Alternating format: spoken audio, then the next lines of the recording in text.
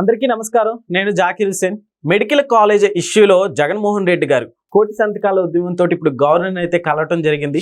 So అదే విధంగా ఇప్పుడు చంద్రబాబు నాయుడు గారు కూడా గట్టిగా రెస్పాండ్ అయ్యారనే చెప్పాలి. సో ఇష్యూ మీద ఒకసారి డిస్కస్ చేసే ప్రయత్నం చేద్దాం. ప్రస్తుతం స్టూడియోలో జర్నలిస్ట్ శేషరావు గారు ఉన్నారు. వెల్కమ్ చెప్దాం. Hello sir. హలో సార్, ఈ కోటి సంతకాల ఉద్యమం ఫస్ట్ అసలు సక్సెస్ అయిందంటారా? అండ్ చంద్రబాబు నాయుడు గారు రెస్పాండ్ ఏంటి సార్ ఇది? ఇప్పుడు కోటి సంతకాలు సక్సెస్ అయినాయా ఫెయిల్ అయినాయా దానికంటే కూడా జగన్మోహన్ రెడ్డి గారు ఏమంటున్నారు, పీపీపీ 3లో మెడికల్ కాలేజీలు పెట్టడం అనేది అది ప్రైవేట్కి అప్పచెప్పటమే అని చెప్పి అంటున్నారు కదా. మరి ప్రైవేట్కి అప్పచెప్పడమే అని చెప్పి ఆయన అంటే, నీతి ఆయోగ్ అనేది ఒక సంస్థ ఉంది. నీతి ఆయోగ్ ఏం చెప్పిందనంటే, పీపీపీ 3 అనేది అద్భుతం, దాన్ని ఫాలో కావండి అని చెప్పి అన్ని రాష్ట్ర ప్రభుత్వాలకు చెప్పినాయి. అలాగే వైబిలిటీ ఫండ్ అనేది, అది కూడా మీ కాంట్రాక్టర్కి ప్రభుత్వాలకు మధ్య వైబిలిటీ ఫండ్ అనేది, మొబిలిటీ ఫండ్ వైబిలిటీ ఫండ్ అనేది క్రియేట్ చేసుకోండి అని కూడా చెప్పింది. ఓకే, ఇన్ని చెప్తా ఉంటే పీపీపీ 3ని జగన్మోహన్ రెడ్డి గారు వ్యతిరేకిస్తున్నారు. నీతి ఆయోగ్ కరెక్ట్ అని చెప్తుంది, హైకోర్టు కరెక్ట్ అని చెప్తుంది, ఆర్థికవేత్తలు కరెక్ట్ అని చెప్తున్నారు. పీపీపీ 3లో అనేక ప్రాజెక్టులు, జాతీయ ప్రాజెక్టులు నిర్మించారు. ప్రభుత్వం, కేంద్ర ప్రభుత్వం కూడా పీపీపీ 3 అనేది కరెక్ట్ అని చెప్తుంది. కానీ జగన్మోహన్ రెడ్డి గారికి మాత్రం అది తప్పు అని చెప్పి అనిపిస్తూ ఉంది. అందుకే ఆయన పార్టీ తరఫు నుంచి కోటి సంతకాలకు పిలుపునిచ్చారు. కోటి సంతకాలు చేసామని చెప్పి గవర్నర్కి అపాయింట్మెంట్ తీసుకుని ఇవాళ గవర్నర్ని కలవడానికి రమ్మన్నారు. ఓకే, అన్ని జిల్లాల నుంచి పెద్ద ర్యాలీగా పెద్ద ఎత్తున రండి స్టూడెంట్స్ని తీసుకోని అని చెప్పారు. కానీ అంత రెస్పాన్స్ ఏం కనిపించలేదు అక్కడ. ఎందుకు కనిపించలేదు? ఆ పీపీపీ 3ని అసలు ఏంటి అనేది అర్థం చేసుకున్నారు ప్రజలు. ఓకే, అర్థం కావడానికి అదేమి బర్మా పదార్థం కాదు, చాలా సింపుల్. ఇప్పుడు నీతి ఆయోగ్ చెబుతుంది పీపీపీ 3 అనేది మంచిది, ఆ పద్ధతిలో వెళ్ళండి అని చెప్పి. హైకోర్టు చెప్తుంది. మరి ఇన్ని సమస్యలు చెప్తున్నప్పుడు నువ్వు తప్పని ఎలా ఉంటావు? పైగా జగన్మోహన్ రెడ్డి గారు ఏం చేశారు? జగన్మోహన్ రెడ్డి గారు మొత్తం 17 కాలేజీలకు ఏమో ఆయన పరిపాలన అనుమతులు తీసుకొచ్చానని చెప్పి చెప్తున్నారు. పరిపాలన అనుమతులు వచ్చినంత మాత్రాన మొత్తం కట్టేసినట్టు కాదు కదా. నువ్వు మొత్తం లాంచ్ చేస్తే మెడికల్ కాలేజీని అప్పుడు మీరు లాంచ్ చేసినట్టు. ఆయన మొత్తం 17 కాలేజీలు 5 కాలేజీలు మాత్రమే లాంచ్ చేశారు. మిగతా కాలేజీలు అసలు నిర్మాణ దశలో ఉన్నాయి. 10% కూడా కాల నిర్మాణ దశలో ఉన్నాయి. అవి మొత్తం ఆయన కట్టినట్టే ప్రజలకు చెప్తున్నారు. పోనీ ఆయన కట్టినటువంటి 5 మెడికల్ కాలేజీల్లో అవి పేదలకి, పేద విద్యార్థులకి, పేద రోగులకి ఉపయోగపడేలా ఫీజులు ఉన్నాయంటే అది లేదు. అది ఏ, బి, సి కేటగిరీల కింద ఏ విధంగా అయితే ప్రైవేట్ మెడికల్ కాలేజీలు ఫీజులు వసూలు చేస్తున్నాయో అదే తరహాలో వసూలు చేయడానికి అనుమతిస్తూ ఆయన జీవోలు ఇచ్చారు జగన్మోహన్ రెడ్డి గారు. పైగా ఆయన దాదాపు ఆయన 5 కాలేజీలని ప్రభుత్వ డబ్బుతోటే కట్టించారు. కానీ దానివల్ల ప్రయోజనం ఏంటి? ప్రభుత్వ డబ్బు అయితే ఖర్చు పెట్టారు. మెడికల్ కాలేజీలో సీట్లు అయితే 5 కాలేజీల్లో వచ్చినాయి. కానీ ఎవరికి వచ్చినాయి? పేద విద్యార్థులకు రాలేదుగా. జగన్మోహన్ రెడ్డి గారు ఏం చెప్తున్నారు ఇప్పుడు?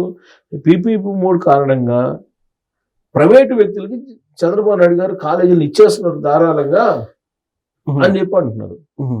దానికి ఆ కారణంగా పేద విద్యార్థులకి మెడికల్ ఎడ్యుకేషన్ అనేది దూరం అయిపోతుంది అనేది జగన్మోహన్ రెడ్డి గారు చెప్తున్నారు. ఓకే, ఎలా దూరం అయిపోతుంది?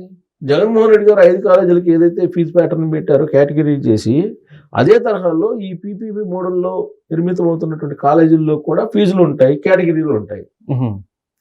₹1 ఖర్చు లేకుండా నీకు 70% సీట్లు పేద విద్యార్థులకు వస్తున్నాయి. మిగతా 30% కదా వెళ్తుంది.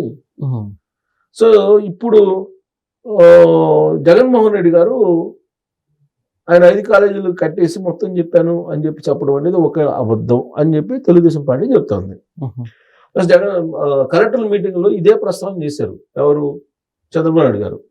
కలెక్టర్ల మీటింగ్ జరిగింది. ఆ మీటింగ్లో రివ్యూ సదస్సులో కూడా చంద్రబాబు నాయుడు గారు ఇదే అన్నారు. 500 కోట్లు పెట్టి మరి రిషికొండ ప్యాలెస్ కట్టావు కదా, ఈ 500 కోట్లు కనుక మీరు మెడికల్ కాలేజీలు పెట్టినట్టు కనీసం 2-3 అన్నా పూర్తి అయ్యాయి కదా. అవును, అక్కడ అవసరం 500 కోట్లు ఎందుకు పెట్టినట్టు? రిషికొండ అదొక తెల్ల ఏనుగు. రిషికొండని ఎందుకు గదిలిచ్చారు మీరు? రిషికొండని ఎందుకు కట్టారు? అవసరం ఏంటి? 500 కోట్లు మెడికల్ కాలేజీ కట్టినట్టు ఇంకో 2 కాలేజీలు పూర్తి అయినది కదా, మరి మీరు ఎందుకు కట్టలేదు అని చెప్పి అడిగారు. అడిగి ఇప్పుడున్నటువంటి పరిస్థితుల్లో ఆ రోజు జగన్మోహన్ రెడ్డి గారు 12%, 13%కి వడ్డీకి తీసుకొచ్చారు అప్పులు రాష్ట్ర ప్రభుత్వానికి. వాటిని వడ్డీ భారం ఎక్కువైపోయింది. దాన్ని మళ్ళా మేము ఇప్పుడు 9% తగ్గించి నెగోషియేషన్స్ చేసేటువంటి ప్రయత్నం చేస్తున్నాము. అలాగే విద్యుత్ ఛార్జీల్లో కానీ, నీటి వినియోగంలో కానీ వీటన్నిటిలో సైంటిఫిక్గా వ్యవహరించి ప్రభుత్వ ఆదాయాన్ని పెంచడానికి ప్రయత్నం చేస్తున్నాము. ఇప్పుడున్నటువంటి అప్పులను తీర్చలేని పరిస్థితుల్లో రాష్ట్ర ప్రభుత్వం ఉంది.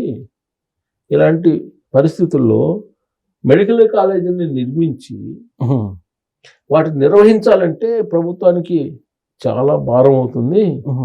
కాబట్టి పీపీపీ మోడ్లో ఇస్తున్నామని చెప్పి నిర్ణయం తీసుకున్నారు. పీపీపీ మోడ్ ఏంటండి? Public private partnership.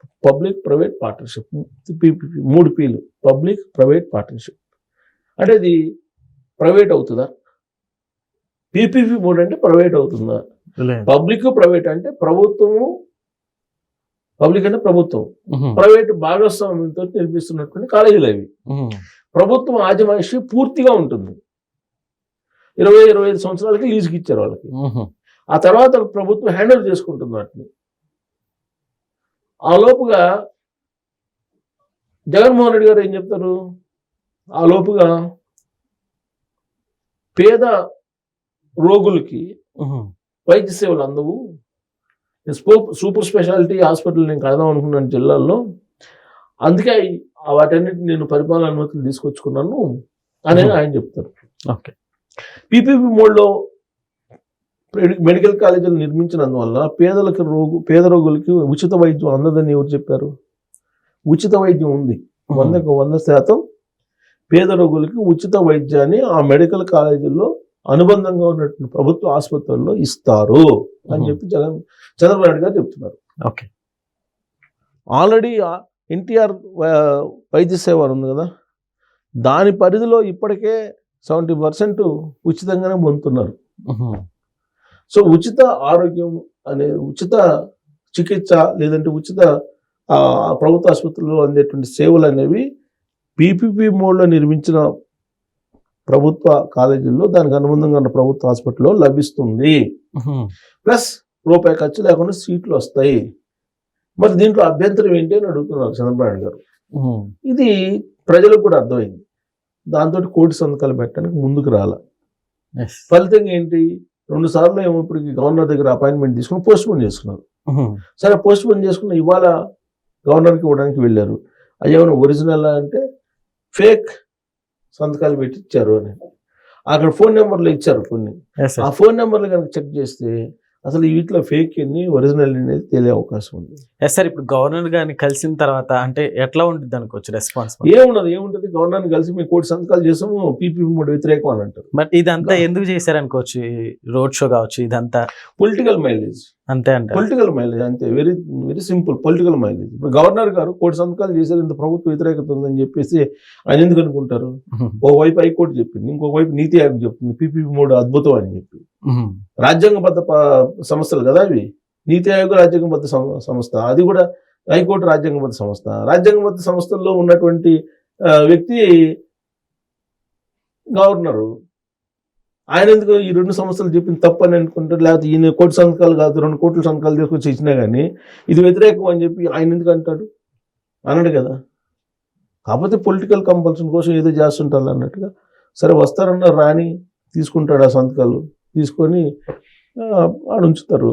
ప్రభుత్వం అడిగింది అనుకో ఇస్తారు. ఇచ్చినప్పుడు ఆ ఫేక్ ఎంత ఒరిజినల్ ఎంత అనేది తేలిపోద్ది. దాని మీద స్క్రూటినీ చేస్తుంది ప్రభుత్వం. కూడా స్క్రూటినీ చేసిద్ది, చేయకుండా ఉండదు. Okay. Okay sir, thank you.